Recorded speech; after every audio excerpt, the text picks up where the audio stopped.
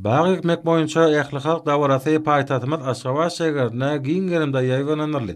Bu çäre paýtatymyzyň ýaşaýjylary, edara kärhanalaryň işgärleri, talipler uly ruhunçlykda gatnaşdylar.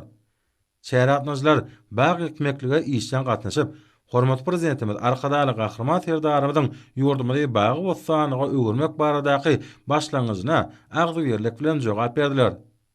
Daşky goşa gormak, tebigaty aýaguly çemilleşmek, on gözelligini we baýlygyny geljek nesiller üçin saklamak Türkmenistanyň döwlet syýasatynyň eler tutulýan ugurlarynyň biri bolup durýar.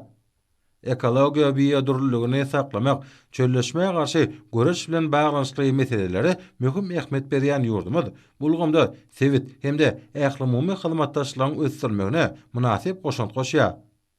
Arkadaly Gahrman Serdarymyzyň iri halkara forumlarda öňe süren başlangyşlary umumy adamzat ähmetli wezipeleriň çözgüdüne gönükdirlendir. Tebigat bilen faýdaşky ýaşamak, çölleşmege garşy güreşmeň esasy ýoly bolup durýar. Munyň özi türkmen halkyna gadymy döwürlerden bäri dowam edip gelýän mahsus ýörelgedir. Ol hormat prezidentimiz Arkadaly Gahrman Serdarymyzyň öňdöňgörjüligi bilen döwrabap dereje eýe bolýar. Patarlaryň foltany hataplanýan baharyň ilkinji günlerine ajaýyp tebigatymyzda öz boşlugy howa gurşagy we ösümlikleriň ösüş döwri başlanýar. Bagy ekmek münasibetli geçirilen ähli halk dawara, ýene topragy bolan hakyky sevginiň bayramçylygy, paýtatymyzyň ähli künjegine ýaýlananyrly. Bagy ekmek dawarasyna raýatlarymyzyň ruhunçlykda gatnaşmagy halkymyzyň midemez agzybirligini, bitegülligini alamatlandyrýar. Dawaralara bedeg bilen ajaýyp owadanlyk biziň her bir günümizde mahsusdur.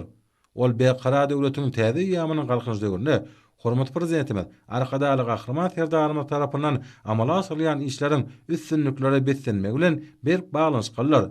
Bu ara baglanşyk geçirilen çäherlerde aýdym ýüze çykdy. Ähli halk bagy ekmek dawarasy Türkmenistanyň ekologiýa ulgamyna öz üstüne alan boşnamalaryny ýerine ýetirmäge agrarlydygynyň aýdym sultnamasydyr. Köp ýyllaryň dowamynda Türkmenistan Birleşen Milletler Guramasy bilen birlikde ýer ýüzünde durnukly ösüşi gazanmaga gönükdirilen maksatnamalary we taslamalary amala asyrýar. Bu hyzmatdaşlygyň esasy ugurlaryň birem ekologiýa howpsuzlygynyň ýokary derejesini öpjetmek bolup durýar. Bu köp ugurly we toplumlaryň işde şäher we owy ýerlerini tokoy zolaklaryny öwürmek aýratyn möhüm bolup durýar. Türkmenistan bu ugurda milli tokoy maksatnamasynyň ýurt derejesindäki işini ulgamlaryň esasy alyp barýar.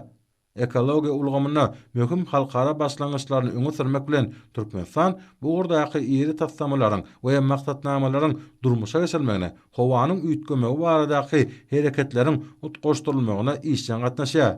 Şäher atnaşylar berkara döwletiň täze ýamynyň galkynyşdygyny ýurdumyzda durmuş ykdysady taýdan ösüşlere betleýän il ýurt bähbetli işler üçin hormat prezidentimize hoşalyk sözlerini aýtdylar.